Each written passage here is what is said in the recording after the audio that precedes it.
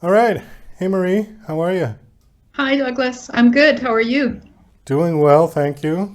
Thank you for coming on the show. I appreciate it. We were talking before we got on that you are in Saskatchewan, yeah? That's right. Yes, I'm looking out my window at the snow right now. How much snow did you get?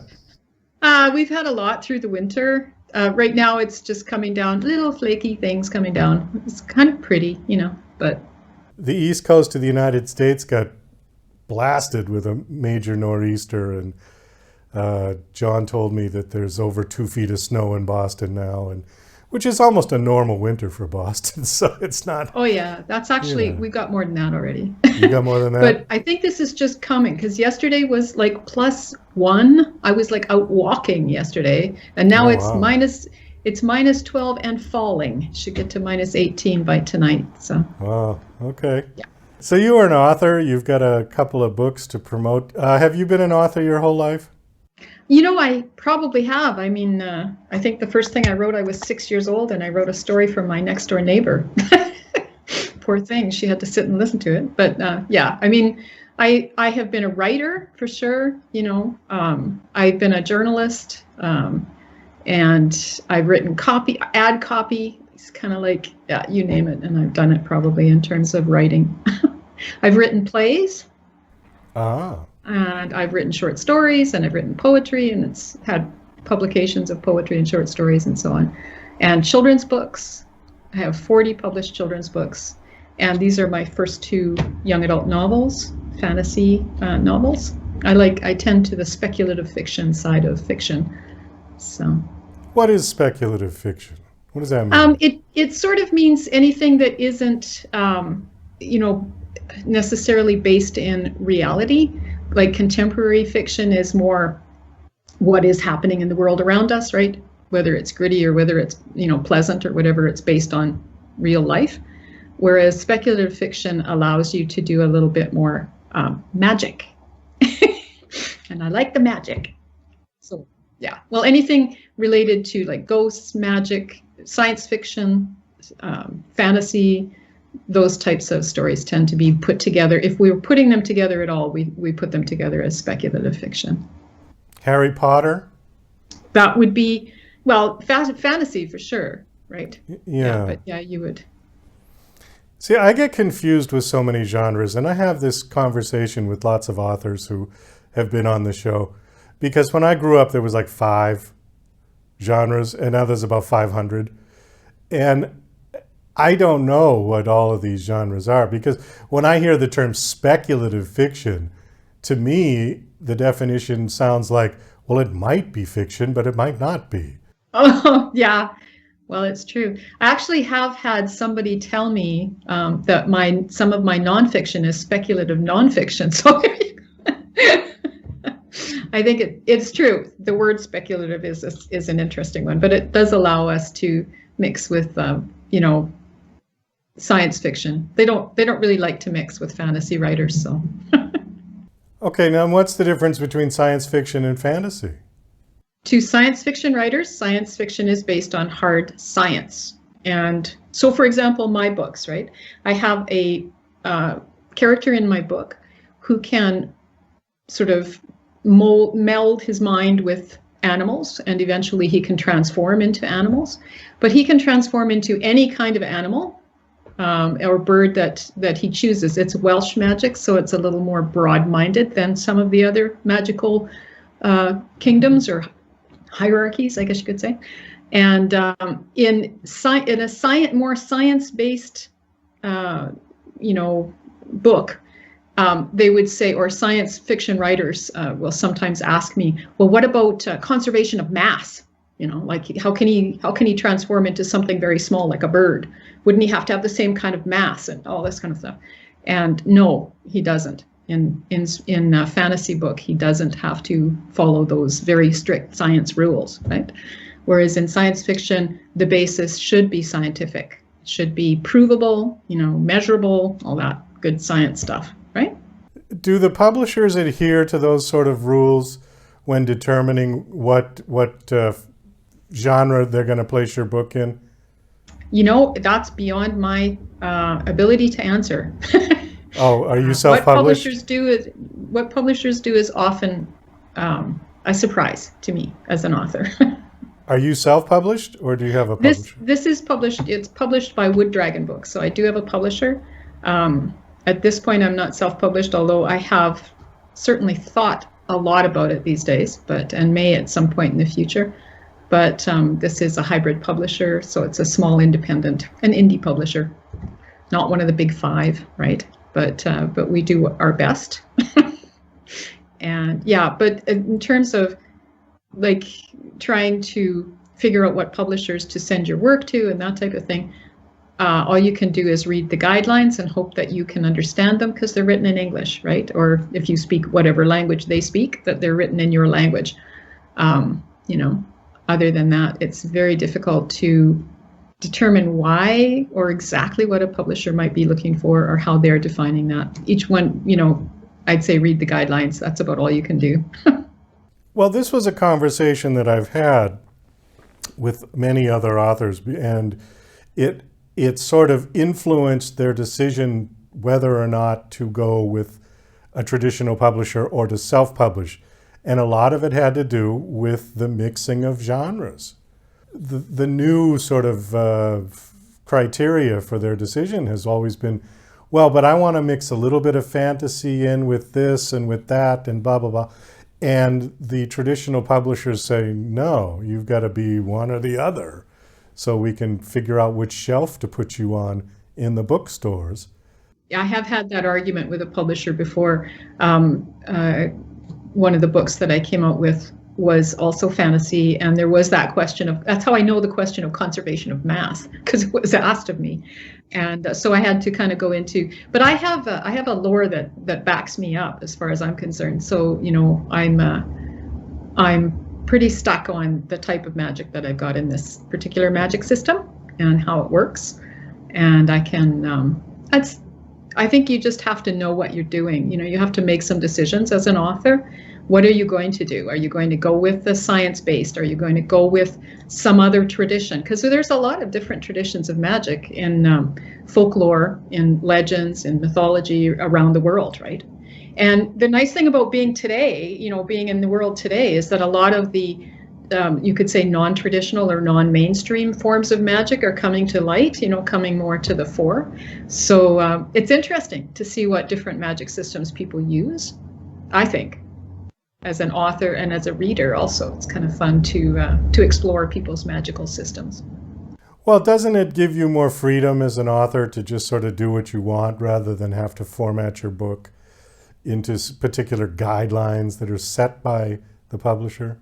Right. Yeah. I mean, there should be the readers like something to follow, you know, like there should be some idea of how the magic works. It should be, I think, obvious to the reader, or, you know, that the reader should catch on through what you're doing to what your magical system is all about. So there should be some, not rules to it, but some followable, you know, something to follow. Like you understand how this magic system works, right?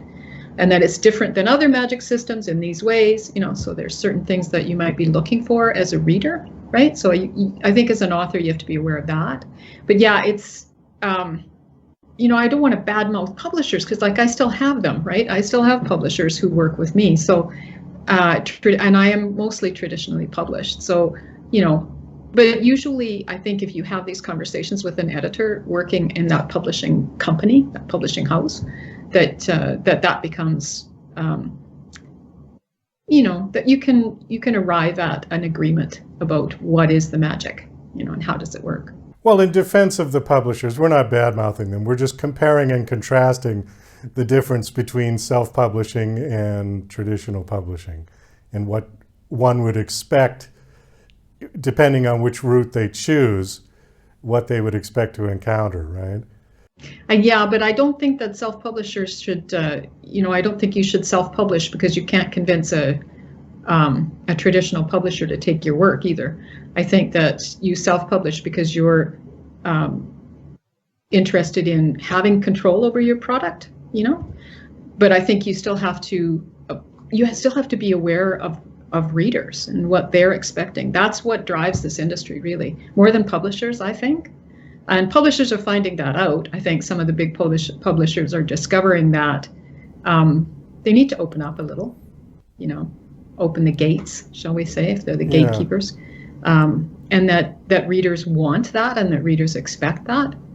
So I think, like I say, the difference between publishing traditionally and self-publishing for me, and bear in mind that I'm mostly traditionally published, is who has control of the product once you have the product in your hand, right?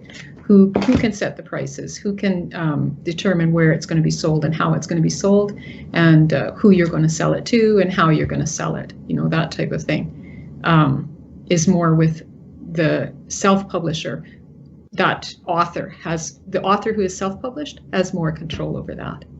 Whereas the author who's traditionally published, like my traditional books, I don't have a say in, in most of them, honestly, I didn't even have a say in what the cover would be. Whereas with my current publisher, I did have some say in that. So we hired a designer, so I didn't design it myself, obviously. We had a very good designer from the UK, Callum Jagger. But I do have say in it, like she did consult me, which was great. Whereas in other publications, I have been sent the book, write the book for the publisher. They do it all. They do. And in fact, with my children's books, I had no, most of the time, not all the time, but most of the time, I had no access to the illustrator or no choice in the illustrator, nothing like that, and no choice in the cover. All of that was done by the publishing house. Let's get to your book because our time is quickly disappearing here. Your series is called what? Last of the Gifted. Okay, and there's 2 books, right? Part 1, part 2, or? So far 2 books, yeah. Hopefully there's a third on the way. I'm not sure how many there will be altogether in this series, but for sure there will be 3. There's 2 now that are published and ready to go. Okay, can you give us a 1-minute synopsis? Sure, I'll try. So Last of the Gifted follows 2 siblings who pledge their magic to protect their people from the invading English army with the help of the last true Prince of Wales after his murder. So my one character, Hugh, his magic is that he can see through the eyes and control the minds of birds and animals. And he hopes to win a place in the Prince of Wales bodyguard, but ambush and murder get in the way and stretch his gift in unexpected ways. The prince and Hugh develop a particular bond, a psychic bond, you could say, and the prince is able to help Hugh fight back against the invading English army.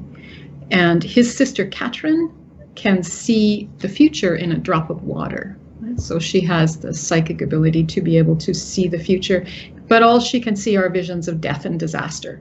So she has been pledged to marry a young nobleman, and she has to try and convince him and the people around her to help prevent the genocide that she sees in 13th century Wales, 1282 Wales. And this is based in history, but it's also based in mythology and folklore, and bringing all of that in basically to tell the story of the invasion of Wales. So no electric lights, but he can see through the eyes of birds. Yes, and use and control what they see to the point where he is able to use that information, get information from that and use it to help. So when you said based in history, so then you would have to, like I said, no electricity, no cars, no. That's right. Yeah.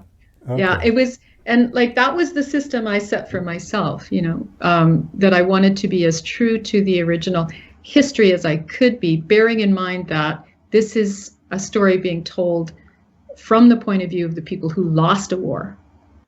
Those people don't get to write the history, right? People who win the wars write the history. So doing a lot of reading between the lines, using a lot of, my family is Welsh, so using a lot of lore, shall we say, stories that have been handed down in different ways, and just my reading and understanding of different folklore, different legends that have existed, and poetry and whatnot that has existed in that time period. Okay. And also consulting. In the end, it was hard to do that, like to try and keep to what was real in that time period, and yet bring in this magical system to try and explain some of the things that happened then, right? And so what I did in the end was bring on a historical editor, someone who's an expert, shall we say, in that time period and that place and how things were done and what particular history we know from the Welsh side of things. And so I actually brought her in and got her to edit the books in the end, and I made some changes based on what she could tell me about what happened in that time period and how things were done. All right, great. We do have to wrap this up. Do you have a website that you want to give out? It's pretty simple. My name is Marie Powell. My website is mariepowell.ca. CA for Canadian. Right? Okay. So yeah, mariepowell.ca. And I actually have a page on this particular novel series, Last of the Gifted. So, and you can find it on Amazon, on Kobo, Barnes and Noble, anywhere that books are sold. You can find my books, my two. Great. Thanks so much for coming on the show. This was fun.